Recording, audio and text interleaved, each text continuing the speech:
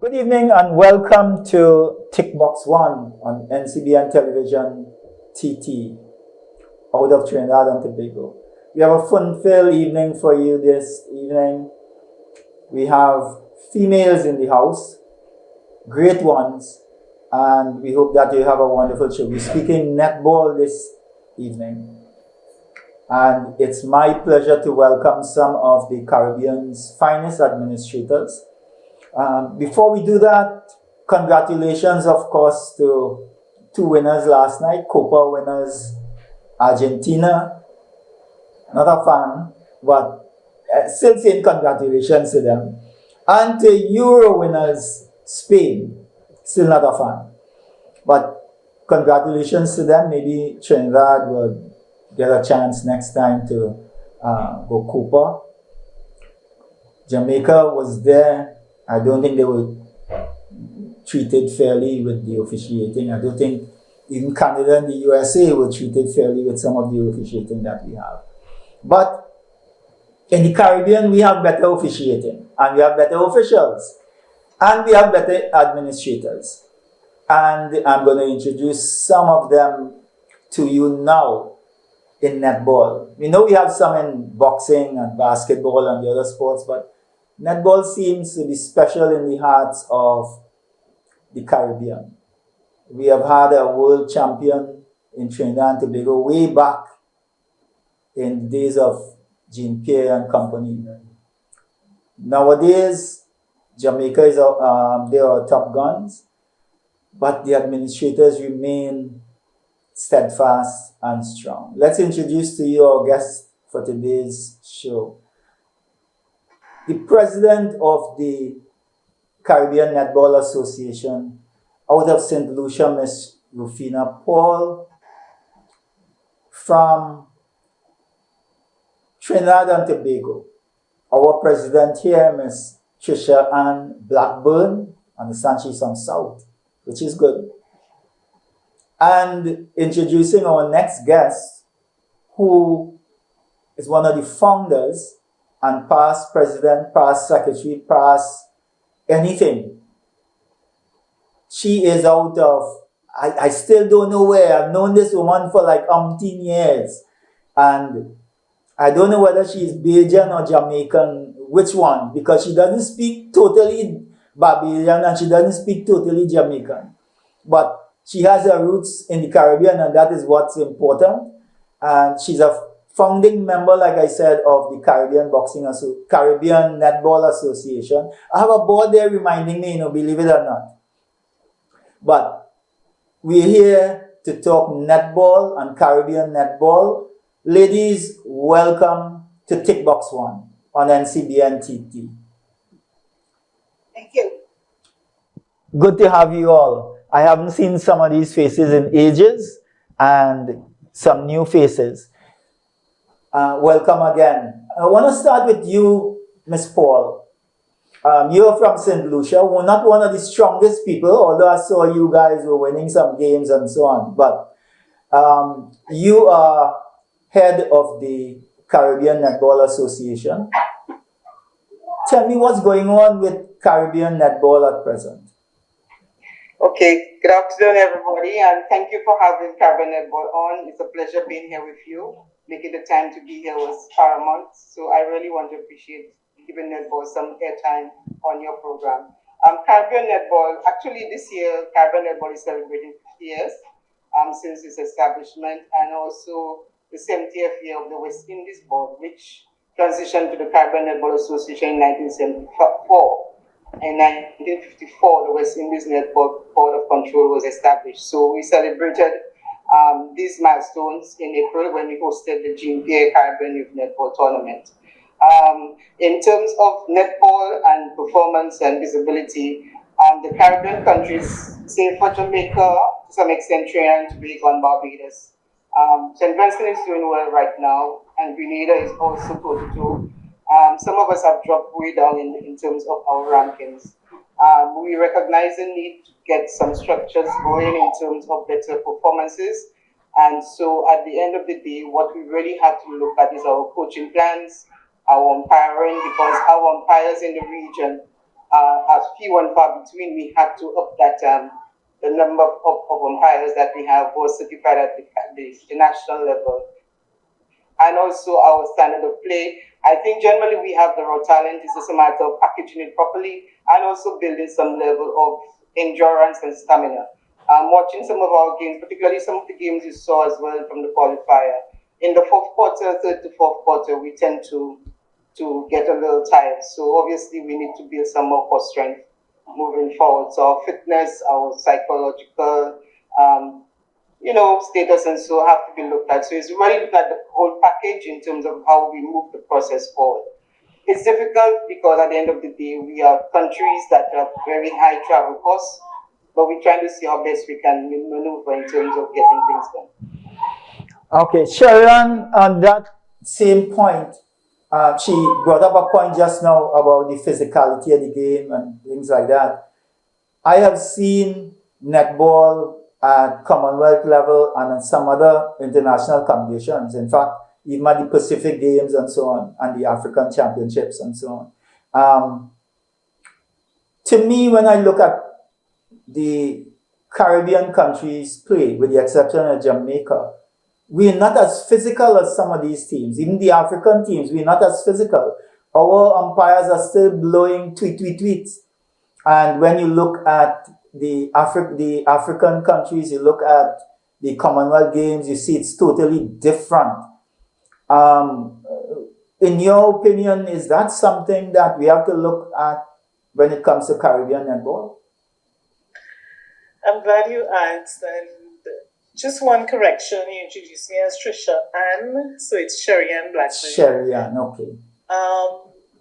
Yes, there is need for growth and development where the whole rhythm and style of the region is embodied.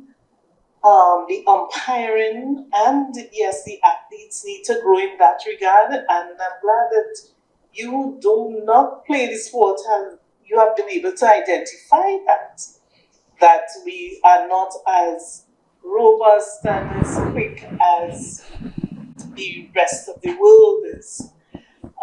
Though we have our own flair with regard to the umpiring, yes, there's a lot of whistle blowing. I too find it annoying because I'm like, our game should be more advanced in the region where umpiring is concerned.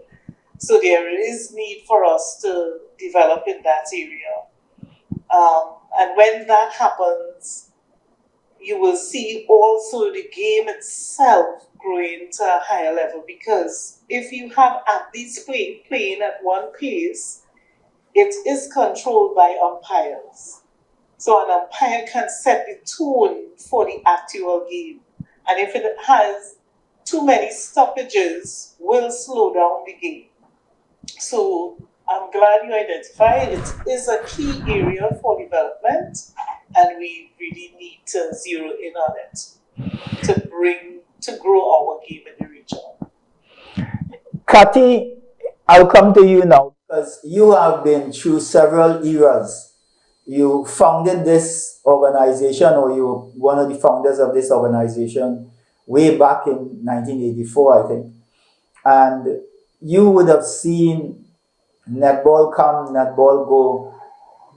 What's the biggest differences you will have seen over the years, comparison to then and probably now? One of the things I've noticed is that a lot of the coaches have sacrificed fitness for skill development. They concentrate a lot on skills, work a lot on the skills and so on, but the physical aspect, physical training, physical part of it have been sadly lacking. And this is one of the reasons why we have the problem with the third quarter, fourth quarter issue. On the other hand, I have noticed that training programs that we had over the years for coaches and umpires, they have really dwindled.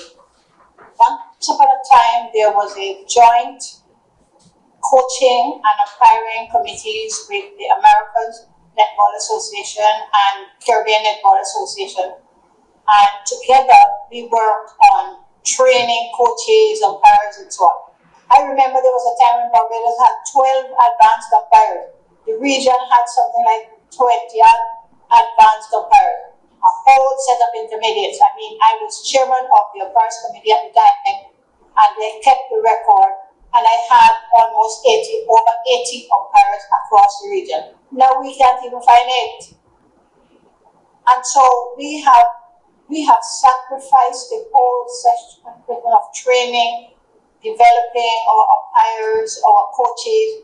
We do it randomly. We do it in small pieces instead of doing it together as a region. We're doing it in small pieces and small doses. Barbados has its own umpiring scheme. Trinidad has its own along with their own coaching. Jamaica has its own along with their own coaching. And then the other mainly the OACS countries, they are left out in the cold unless they do. So then the Caribbean Netball Association has to cover that aspect of it. Then at America's level, they do some things, but they do it again in small doses and in small pieces. So we really need to get together and work together as a team, and rather than duplicating what is happening, and that we do it together. We come up with a model that fits the region. Okay. And, yes, we are a critical part of the Americas, but let us face it, the majority of the countries of the Americas, the Caribbean, and if the Caribbean is weak, the Americas is weak.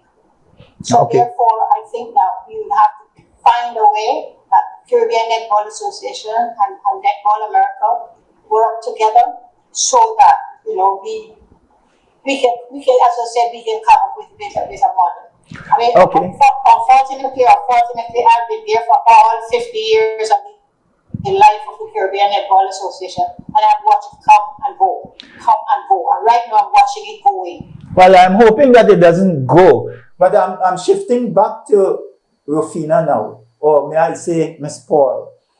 Miss Paul, Rufina is fine. Good.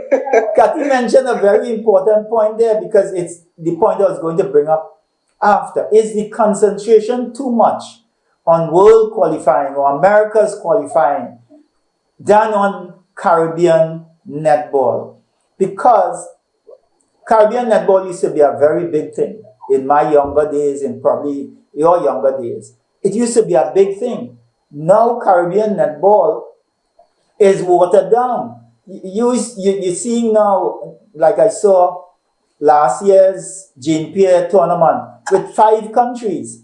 In the past, that never used to happen. It used to be total participation. What do you think, I would say, some of the challenges that's causing us to pull apart and concentrate on world qualifying and so on, instead of building or rebuilding Caribbean netball? I think part of the issue is that with the whole need for profiling and building your credentials, so to speak, when countries have see the need to really get your world ranking in order, because that helps you to profile where you are relative to other countries internationally. The other thing is that in terms of sponsorship, there's more competition for the same basket of financing, both locally and regionally, and also the price of travel has skyrocketed. We are all islands. We don't have a train. Our ferry system is not well developed. So getting from one country to the other, in terms of playing friendly matches or playing whatever, it's pretty expensive. So that in itself has caused some issues. The other issue is that volunteerism is getting to be very scarce. A lot of people, they opt not to volunteer for free. Try to make that redundant statement, in the sense that before you had persons really, it was really a labor of love coming forward and doing what had to be done, irrespective of not getting reward. Now there are other options to get rewarded, so persons have to choose which one do they go to. In a situation where living conditions, you have to make ends meet, so persons need to look at what will make me survive. So if netball is not going to give you that option, then The other thing we have is that most young girls in the region, they get their first hand at playing a sport through netball. So netball basically is the nursery, the nurturer of young quote-unquote athletes. When persons want to scout for basketball, volleyball, they come around the netball court. The issue we have is that the collegiate system in the US does not accommodate netballers getting a career pathway. So you find that when persons get to the point where they have to look at building a career pathway, they move to volleyball, they move to basketball, and even women's football. So you find many netballers are opting to go that route, and they may lose them, or they come back. But if the basketball program will not allow it, then you obviously will not have their services. Really and truly. I've had parents who tell me, netball, no, I cannot get a scholarship for my daughter, so I'm sorry. She will have to go and play volleyball or something else. So until we open up that market or that pathway for career development through netball in the collegiate system, in the US or wherever, persons tend not to look at netball as being an option to pursue. You really have to like it and a labor of love and do it, but for persons it's a dead end, so to speak. So this is one of the challenges as well that we have to look at. Well, one of the things that we look at when we come back after the break, because we go on break now, is the fact that Trinidad, I know, have been trying the scholarship system with UTT, and I thought that by now that would have been opened up to the Caribbean, because it's the same like the scholarship system in the US, where people enter to play sports. I know UTT has their Sherian is still there. Sherian, UTT still has the netball program, the netball scholarship program. So they do, but it's on a limited basis. It's no longer at the moment, and this is post-COVID, the scholarship program. So the program is still there, but not on a scholarship basis. Well, maybe that is something that the governments of the other countries should be trying to link with Trinidad for. Maybe they can see it as a new initiative to help sportsmen and women, as Ms. Paul said. If they have an avenue for netball, and we can at least start with UTT, that's going to be a start. When we come back, we're going to continue talking Caribbean netball. I got it right this time. And I see we've been joined by the president of Jamaica Boxing. Thank you so much for coming on. Netball. I mean, you and I will get netball we're talking, not more. Yes, Jamaica netball. Wonderful to have you guys, and see you guys after the break. Remember, you're looking at TICKBOX ONE on NCBNTT, Trinidad and Tobago. See you guys after the break. When we outside, it's an ocean of love. All that we align to the stars up above. Let we dance now, take a chance now with me. And we go jump till morning. Look, the moon gone sleeping. Tell them we not leaving till the last drop of a canal is madness in the capital. So I feel like I'm running tongue again. Jump. Hi, I am Nigel Coutier. Hi, I'm Jemima Joseph. And I'm Jovan Paul Edmond. We are coming to a community near you. We're going to speak community talk. We want to hear your issues, your concerns, or what will improve your community. Look out for us. We'll be coming soon, Nigel and myself, to your community to hear in whatever way we can do to improve your environment, be it employment, infrastructure, anything to improve your living as well as our home. Catch us on NCBNTT television for Community Talk.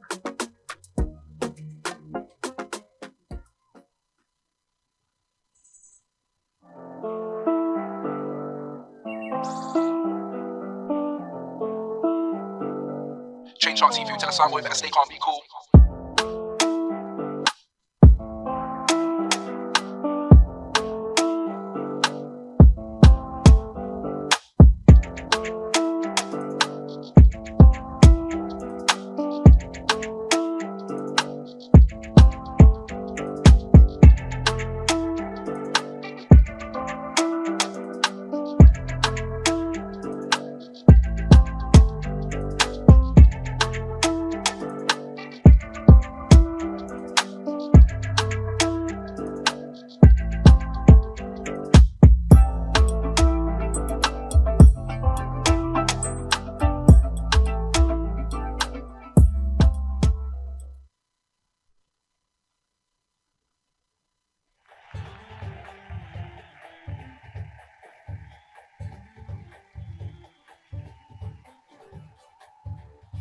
I'm Steve David, and I'm your host. Today I talk football as usual, and I have with me Linda Bramble, welcome to the set, Michael Ragnar, welcome to the set, who said George Jefferson, George Anthony Clark, welcome to the set. That's Dwight DeLeon. The president of the SSFL, Mariri Gonzalez. Mariri, welcome to the set. Leroy DeLeon, welcome to the set, Leroy. Thank you very much. Thank you for tuning in every Tuesday night, and NCBNTT, thanks for the opportunity.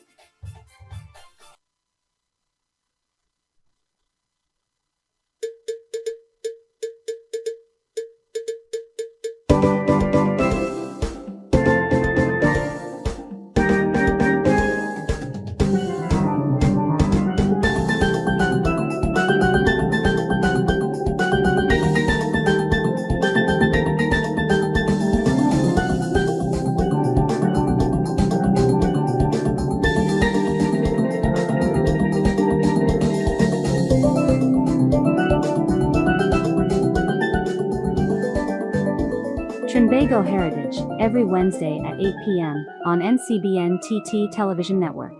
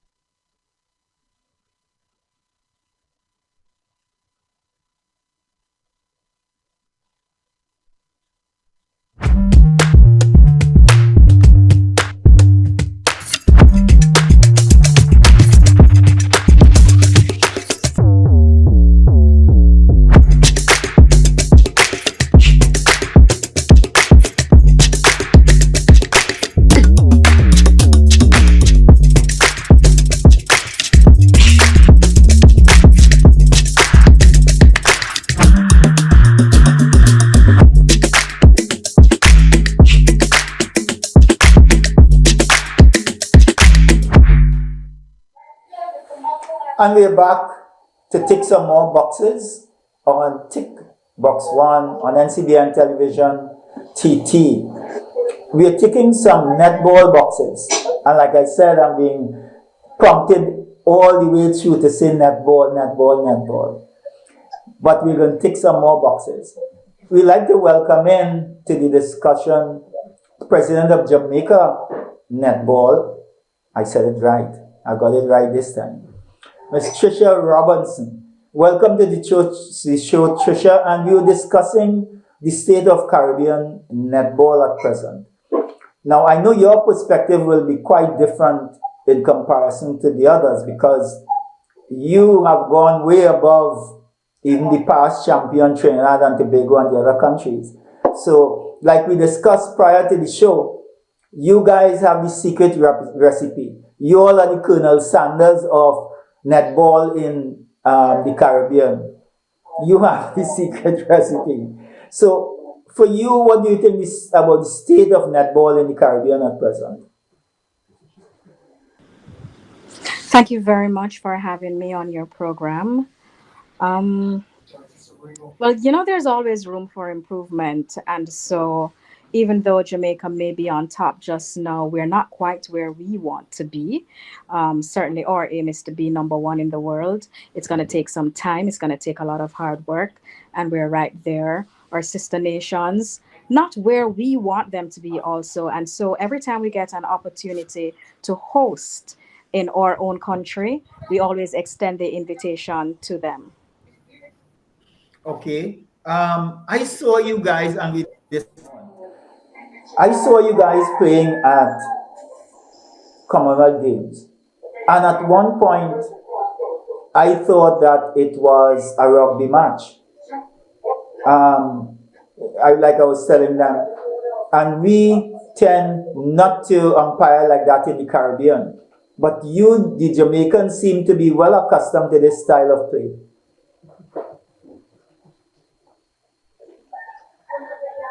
Well, it's all about playing at a particular level. The more you play in the top leagues around the world, you are introduced to different styles of umpiring. And so it's a matter of making the adjustment when it is necessary. Very good. Cherian, I come back to you.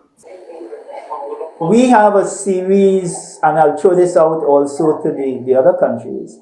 We have a series of competitions going on in Trinidad, all sectors, and we have Lavantil, and we have all over, but they're individual competition. Is there a national competition in Trinidad at all that crown like a national champion in the different divisions and things like that? I haven't seen that.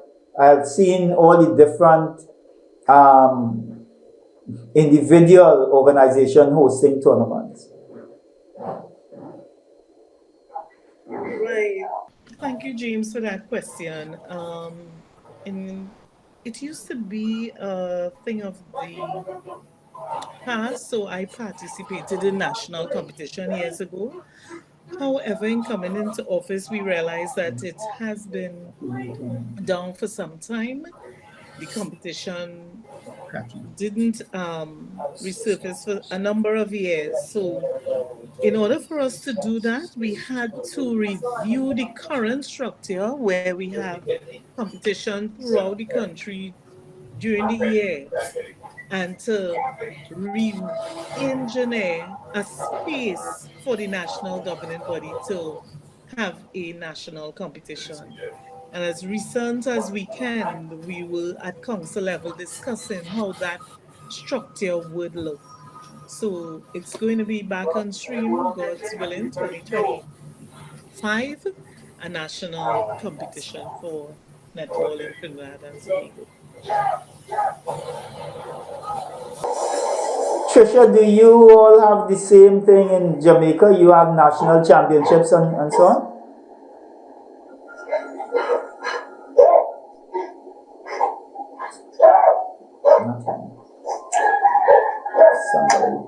I think you're muted, Nisha. You're muted. Thank you so much, Kathy. We have different leagues that we play throughout the year. Right now, we have our Elite League. It is our version of the Super League that is going on in Australia just now. So that's where we are. We have club leagues. We have corporate leagues that we call Business House. We have school leagues. We have several different leagues that go on. And of course, from time to time, we have international tournaments at home. Okay. Miss Caribbean Netball, or the president, Miss Paul again. We seem to, yes, we seem to have a difference in structure.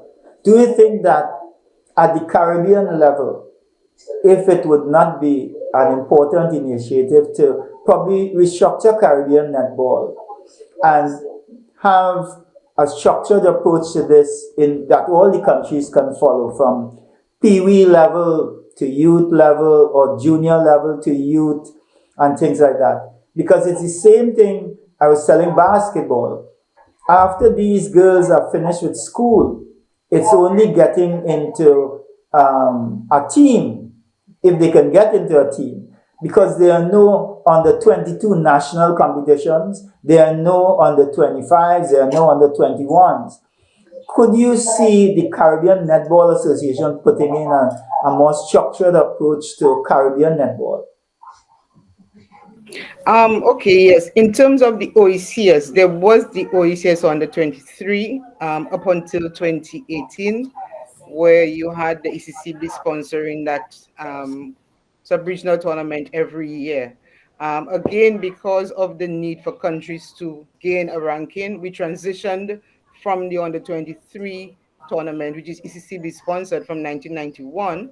And the ECCB is still sponsoring what we now call the the ECCB International Netball Series, which has been held annually. We're having the fourth edition being held in St. Lucia in September, where the OECS countries and Barbados joined us for the last two editions. The first edition was in 2019 before COVID in St. Vincent, where we inaugurated it, and actually the the cup is named the Gloria Ballantyne Trophy, which is all OECS countries are eligible to win that trophy. However, when other countries other than the OECS participate, they gain their placement in the tournament, but the next highest ranked OECS country owns the trophy, the Gloria Valentine Trophy. So we have that tournament every year. The ACCB, in fact, increased the sponsorship from 70,000 in 2019 to 220,000, and that is what we get annually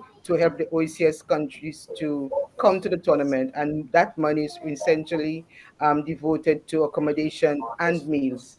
Because of the high cost of everything now, the monies are going to be specifically for accommodation. So countries will need to find their meals. Last year, we had a very nice arrangement in Antigua where we were accommodated at a Jolly Beach with a very concessionary rate for that all-inclusive village type accommodation. So, and when we looked at the first OECS tournament, the average age of a national player at that tournament at the time was roughly around 23. So even if we had done away with the under 23 per se, the majority of the players who participated as senior players were under 23. We did not do a similar assessment in the last one, but generally speaking, we have some young players. We even have under 16s being in there, but we also have some older, what you could call veteran players, still being in the senior squad as well. So the span is wider.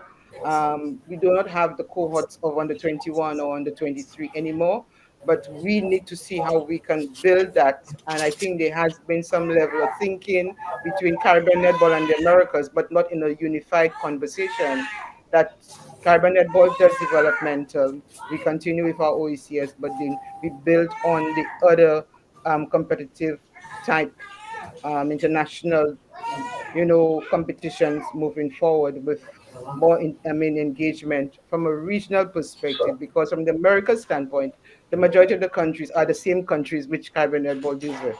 So we have to look at how best we can expand the level of interaction, and so we can win from the engaging with each other. Actually, from the St. Lucia end, and incidentally, I'm also the president of St. Lucia Netball for the time being.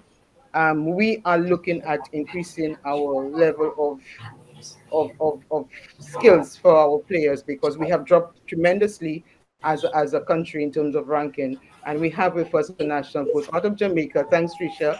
I mean, the person of Connie Francis, who is assisting with building the level of expertise of our national players. So we'll see that coming to the fore when we host in September, hopefully. Okay. Kati, back to you. Back to you, Kati. The level that you would have seen, the level of netball that you would have seen in your time, and putting in now the level that you're seeing now in the individual countries. The president made a very important point there just now about the concentration of putting these competitions together and so on, and the sponsorship part of it. The level of play that I see now is nowhere near what I was accustomed seeing. There were some outstanding players: Trinidad and Tobago, Barbados, Jamaica, St. Lucia, St. Vincent. St. Kitts had a really strong team. We are not seeing that anymore, except for Jamaica. You're seeing the skill level in Jamaica, but you're not seeing it really across the region. Each country may have one or two. But I wanted to comment a little bit on the age group thing that you spoke about. Yes. I'm not speaking for Barbados as such, but I want to let you know that in the case of Barbados, we play age group competitions at the national level. Although there are still the schools competition, the schools play, there's primary school netball, the big primary school league with about 80 odd primary schools. Then there is the secondary schools have what they call a first form league. Then they have an under 15, and then they have an under 19. And then the Barbados Netball Association plays a national under 14 and under 19 in their national league. So Barbados has a national league. And then, for instance, the under 21 team that went to Guadeloupe, they played in the national league as a team. the under 21, the under 16 team played in the National League as a team once they select them. So you find that there's a lot of concentration on the respective age groups here in Barbados, and I think that that is building a future, really building a future. If you look that's back, what I meant. That's what I meant, Kathy, primarily about a structured program throughout the Caribbean that everybody can follow. But if you look back at a lot of the national teams now, most of the players played in the under 16 in the Gene Player under 16 tournament. There was a time when almost everybody's national team were former under 16 players. So, this age group thing, I am all for it. And I really wish that other countries could structure their programs so that they play in these tiers, play the age group so that they can move from one stage to the other. But it's kind of difficult, for instance, for a country like Trinidad or Jamaica to put their national leagues together unless they're going to have a tournament where each league comes up with a team. Because like Barbados is a small country, St. Lucia is a small country. We can play, everybody can come and play in one, all the clubs come and play in one league. But it'd be really, really difficult for Barbados or for Jamaica or Trinidad maybe to do that. But I'm sure that they can work it out. And as Sherry Ann said, they are looking at something and coming up with a structure. So I think it is workable. But I think we really need to concentrate on some age group competitions in this region. A structured approach. Sherry Ann, back to you. I would have seen on the news, and I mean, I'm not totally involved in netball. I would have seen on the news that a couple of times, of course, I think it's a couple same age group teams that we had the opportunity, I don't want to say the opportunity to go, but we didn't send teams. Is that, what were the challenges there? Or were we rebuilding or some kind of thing like that? All right, so for Trinidad and Tobago, we have taken a very strategic approach with regard to which competitions we participate in. Okay. So we had in 2022 the CAC Games where America's Netball was involved in that for the under 23 age group, okay, which we participated in. We had our senior participated in games as well in El Salvador, so we had to balance as well as restructure how we approach netball, and that's what we're doing. So we are selecting in which tournament we participate in, which year we participate in, based on the trust that we have, which is to reclaim the game. So we have reviewed our processes and we are working it differently to accomplish long-term growth for the sport. Okay. And that is the main reason why, yeah. All right, no problem, because I was reading up to this morning. I didn't even know that, because my concentration, like I said, is mostly boxing.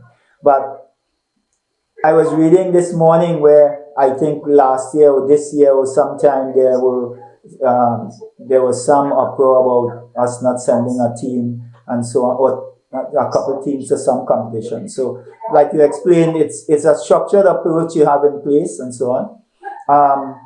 Remember that we are looking at TICKBOX ONE on NCBN TV. When we come back, let's look at what the other countries do, like Australia and England, which is like recruit people specifically for netball. And I would think that Jamaica would have done a lot of that, because Jamaica has some really tall players, and you wonder if they just go out and get those people, or they targeted those people and say, hey, you need to come and play netball for Jamaica. And some of the other countries, like when I go to look at our school's netball, up to last year, I was looking at the secondary school's netball competition. And we had some short people, Sherry Ann. So I am looking at maybe we need to target some bean poles and so on and say, listen, you're not doing anything, come play some netball or something like that. there were too many short people in comparison to when we have to come up against Jamaica and these other countries. So when we come back, we go to a break again, and as soon as we come back, let's see if we can deal with the idea of probably recruiting properly to make ourselves even better. Remember, you're listening to TICKBOX ONE on NCBN TV. See you all after the break.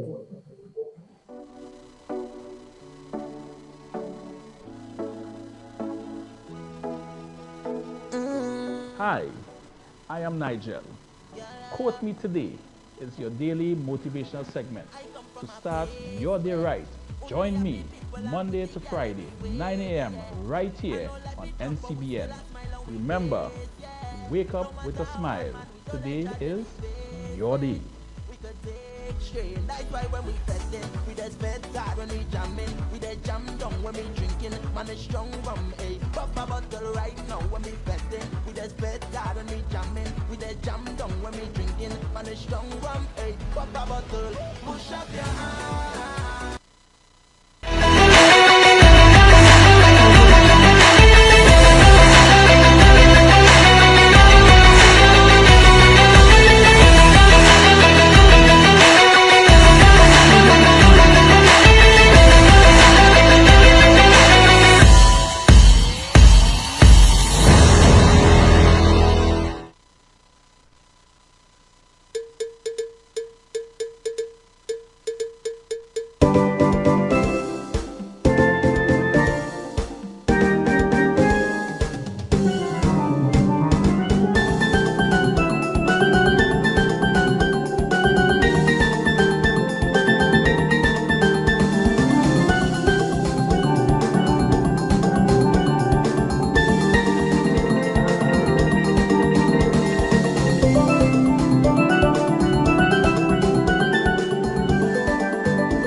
Trinbago Heritage, every Wednesday at 8 p.m. on NCBNTT Television Network.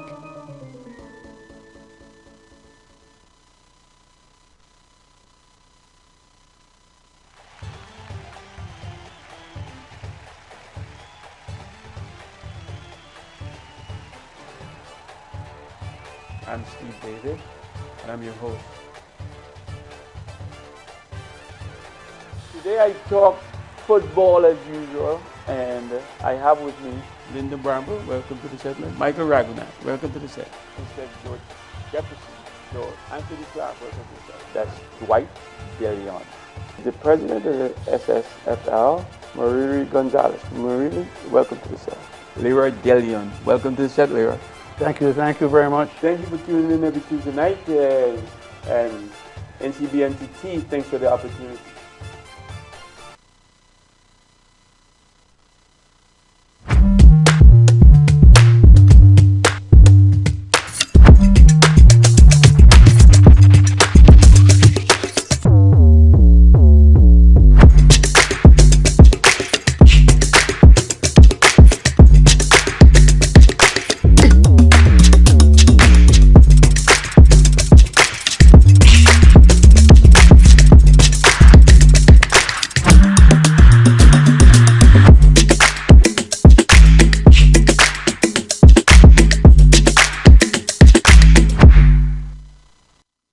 And we're back. We're back on TICKBOX ONE, and we continue to tick some boxes in netball. Caribbean netball to be specific, and we're trying to see how much we can enhance our places in the world, it seems. And I have always said that we're sacrificing Caribbean netball for the world places, the individual world places, and Caribbean netball is suffering because of that. Tricia, before the break, we were speaking about recruitment. You guys seem to be doing such a wonderful job in Jamaica, looking at the length and the size of your goal shoots, your goal defense, things like that. Where do you get these people, and where do you recruit them? How do you recruit them? Well, I think every country is blessed with their own individual talents. And this is just happens to be one of Jamaica's talents to be able to get ballers that are tall on the ends and swift in the middle. Well, I saw that and I continued. And I realized you're saying as little as possible because you don't want to let a lot of stuff out of the bag. But in terms of your school programs and so on, do you like go to your schools, you have scouts, you have teachers, you have people going to your school competitions and picking these people out to take them into your programs and so on, or do you leave it up to like you have a combine or sometimes people just come and try out? How do you guys do it? How do you identify your talent? It is a combination. We do have a structured program in terms of recruitment, and we do have yearly trials for our respective teams. So, our schoolgirl leagues, umpires, coaches, talent can't be hidden, and once the talent shows, you'll be recruited. Okay. Well, Sherian, I don't know if you're aware, but in Trinidad at the moment, we have Jamaicans doing athletics coaching. It might very well be a good point to have some Jamaicans doing some work in the Caribbean with Netball. The sports company seems to be very accommodating because we have the athletics coaches here. So maybe we can try something like that, Cherry. Very good idea. Tap into it. I think you should. You have Miss Robinson here with you, and maybe what she wouldn't say on air, she might be able to tell you in over a nice cup of coffee or something. You understand? She don't want to say it on air. She doesn't want to say it on TV, but maybe she'll say that over a nice cup of coffee or a glass of wine or something, you know. You're muted, Tricia. Let's hear what you're saying. We're not keeping any secrets from the Caribbean, Sherian. Let me just say, as I said, Connie is with us. Connie Francis is in Solution now. Mm-hmm. She has been there from February. She's here for about 8 months. So we have her services. So we've seen how best we can, gain from her experience, and she can help to maneuver some leverage for the players. I find that Jamaicans have always been willing to assist if we ask them. Over the years, I have known that they are always willing to, and I have spoken to some of them who are, for instance, in the West Indies netball chat. A lot of them played for the West Indies, and they have been saying in that chat that they are quite willing to assist whoever wants assistance. Well, I think we need that because at the Pacific Games and I think the African Championships, I had the opportunity to look at netball, and I saw a lot of, I think, Australian coaches and so on, and New Zealand coaches coaching these smaller countries and building them up. And I don't want to go off here, but some of these countries were actually looking better than our Caribbean countries. And that should not be, because we have been playing netball longer, much longer, and much better than some of these countries. And now it looks as though they are getting better than us, probably because of the technical assistance they're getting from Australia and New Zealand and England, and the technical assistance, I think, is important. So if we have people who are coming second and third in the world on a perennial basis, we have Jamaica here, and I saw Jamaica rough up New Zealand and things like that. Maybe we need that kind of technical assistance from our Caribbean neighbor Jamaica. Ms. Robinson, you don't think that's it should be at the top of the agenda for Caribbean netball? Kathy, hit on the head. Jamaica is always willing to assist. Always. And Sharon will tell you, Rufina will tell you, we're always willing to assist. It takes time, and we will get back there. Well, I am going to hold you guys to that for sure. Even if you have to come back on this show another time, Ms. Robinson, so you can tell me how many countries there are Jamaican coaches in or Jamaican technical staff in the Caribbean to help. And which brings me to the next point that I want to stress on. Kati, you mentioned before the break, and it's one of the questions I wanted to ask. We seem to have a very big concentration on the larger countries, the Jamaica, the Barbados, the Trinidad, even the St. Vincent. Well, St. Vincent is a small country, but still. What about the other countries? The Caribbean is made up of something like 22 or 23 countries. I know for boxing it's that. Netball, similar, I think. What's happening to these smaller countries? James, during my presidency, I did a lot of work with, I can't call Guyana a small country, but from netball perspective, it is small. Guyana, Anguilla, and especially Guyana and Anguilla. And we did some work with Bermuda. But I find that they have fallen apart. Recently, St. Eustatius came in and we did some work with them. We helped them to put their constitution together, helped them to put their executive together, and so on. And we are trying to hold them. But we find that there are some distractions along the way. You work with them, you bring them to a point. For instance, in the case of Guyana, Guyana came to the point where they were playing on the 16th tournament. We worked with Turks and Caicos, and they came and they played in one on the 16th tournament. And then they follow up in the respective countries. Once you have got, I myself went and I spent 6 months in the British Virgin Islands. 6 whole months I spent in the British Virgin Islands, working with them, starting with their primary school and working with them at primary school level. And when you think that you set up a structure and you leave it, the follow-up. So I don't know what we can do to get them to do, because it's one thing to go and set up and help and start, but then if there's no follow-up, if it falls apart after.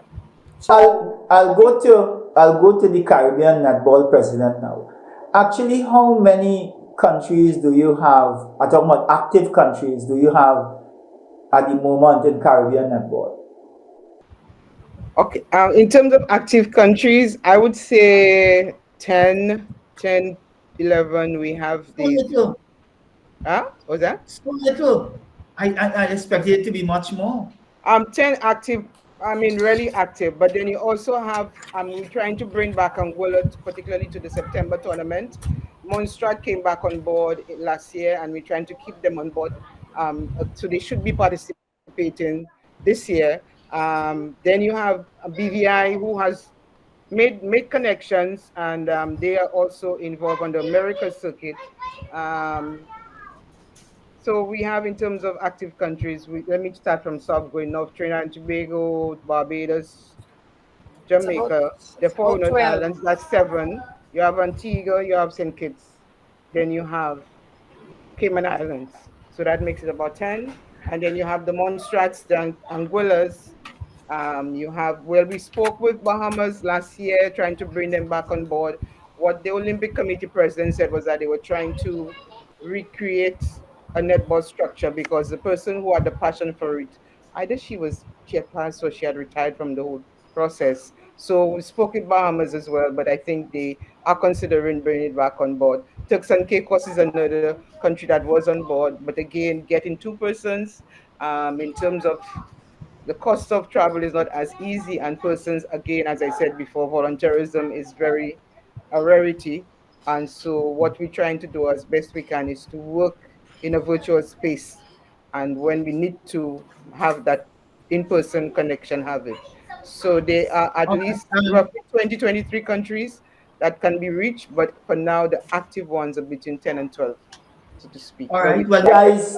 Also Guyana came on board this year, so we have Guyana as well on board. Well, that is good. I was now going to say that you have Guyana. Guyana has all the money in the Caribbean now. They have all the oil money. So that is a good resource to tap into.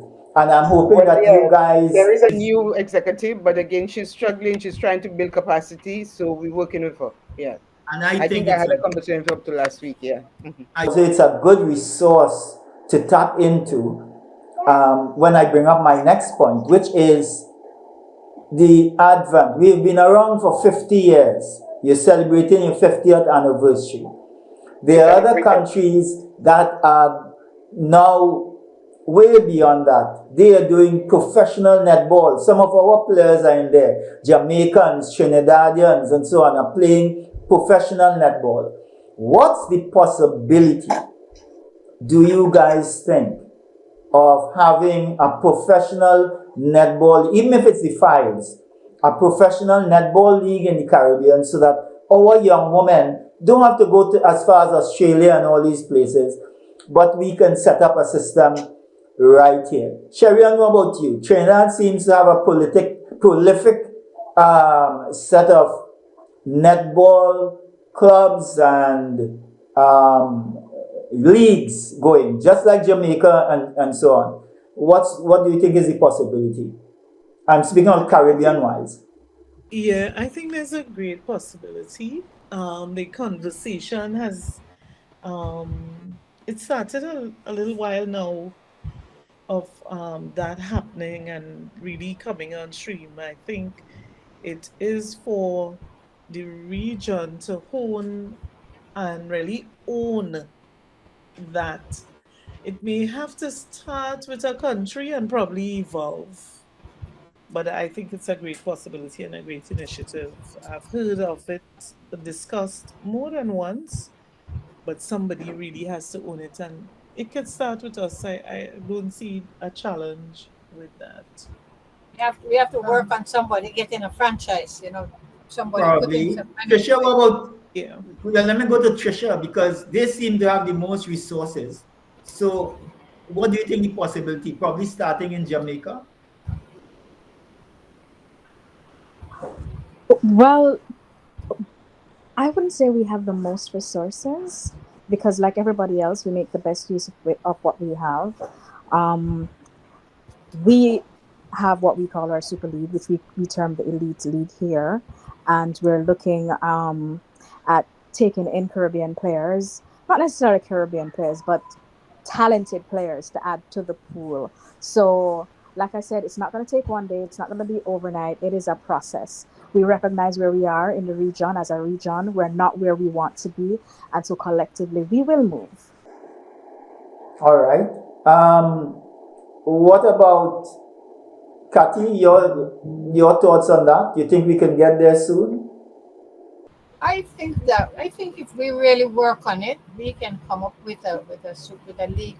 Jamaica has a super league, and perhaps we could start from Jamaica, inviting talented players from other islands to come and play. Some of the clubs or the groups that play in their super league, scout around for talented players from the other islands and bring, just like Australia scout for our players and bring them to help play in their to boost their teams. Maybe we could start from there, and eventually it could evolve into a Caribbean league. But if something is there already, then maybe we could, if Jamaica is willing, and they can have a discussion on it. Maybe we could go from there. Each of the other islands have one or two outstanding players, so they could buy them, borrow them, bring them into the respective club there to help to strengthen theirs, and then move along from there. But I believe it may not happen in my lifetime, but I believe that we can get to where we have a Caribbean Super League. Madam President, we don't want Kathy to leave and this didn't happen. So what do you think? Actually, the Caribbean Netball Association strategic plan has that in it as one of the areas of focus. In fact, we were looking at the ECCB International Netball Series as a stepping stone to creating that regional platform for competitive play, and later on looking at getting somebody to sponsor it when you have more visibility. We started off with, for instance, Barbados coming on board apart from the OECS. So you're building the base for more of a region-wide, what you could call international competitive platform, and from there transition into a super league where you have a sponsor, where you have all the necessary fittings for it to happen. But you needed other countries to come on board. I think other countries who are higher ranked have not seen the need to really sacrifice. I mean, because if you play lower ranked countries like us, obviously it will not benefit you. And also in terms of coming to play and not being able to be paid for to come. So for instance, if you're a higher ranked country, you should be, I mean, encouraging the higher ranked countries to come, paying for their transportation, the accommodation. We cannot afford that as yet.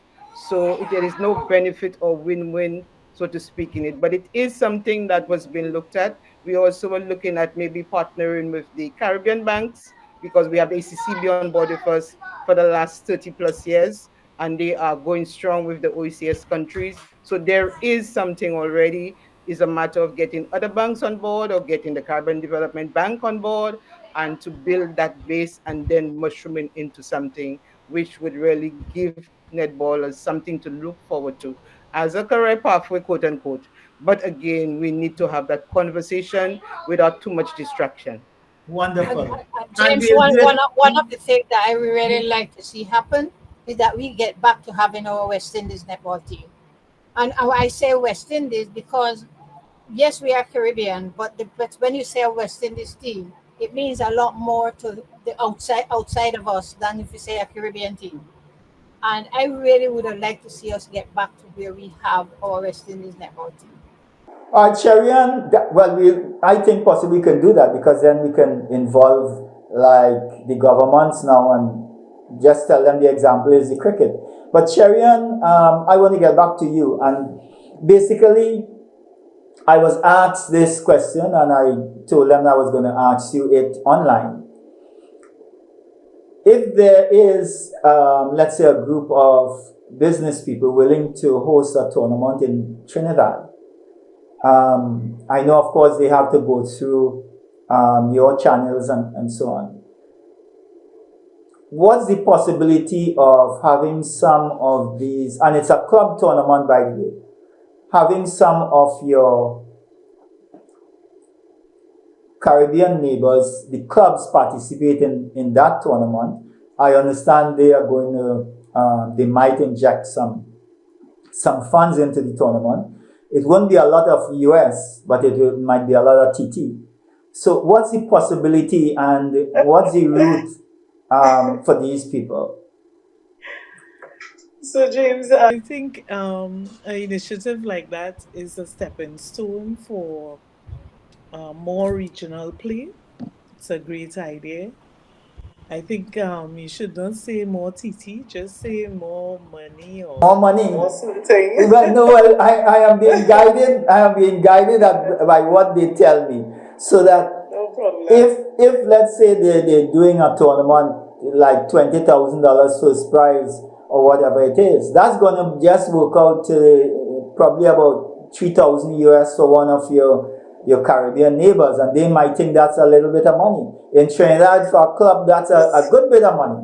That's a good bit. That's a lot for a Trinidad club. Yeah, and it would be great anyway, because right now nobody plays for money in the region except when we play at CAC. So it would be a good initiative to start a club tournament in the region and to have one that is sustainable. It will be another great high-level playing opportunity, something that we need. So we are open to that. Look forward to it happening. But there used to be a club champion, Caribbean club champions in the region before. Yes. Yeah, they used to, because I remember Barbados hosted it and 3 clubs came from Trinidad. Yes. Well, this time, Kathy, I think the emphasis is not on the clubs. I think the emphasis is on the money. So Yeah, I know. That. I think the emphasis is on the money. The possibility is there, because it is something that you are. For instance, if the champion clubs what used to happen was that the top 2 clubs in each country were the ones that went to that club tournament. They didn't play for money.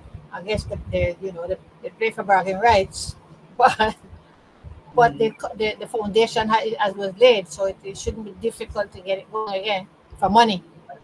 All right. Well, Actually, we had a tournament which had played for money, the Helen of the West, which was initially sponsored by Supplicant. Reds was instrumental in setting that up, where we had money awards. Actually, this year St. Lucia chose to go the way of awarding money as well to the winning teams in each of the 3 divisions. It's not much, but it's getting them to get some like incentive 5,000? really. Like 5,000 US?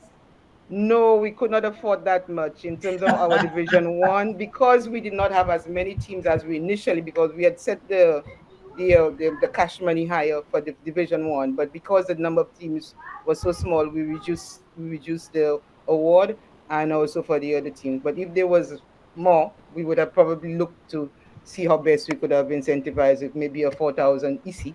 Well, maybe what we can look at, ladies, is probably getting the persons who are promoting in St. Lucia, the persons who are promoting in Barbados, in Trinidad, get all these businesses together who are willing to do that and probably have a proper Caribbean Club Championships where the money is worth the while.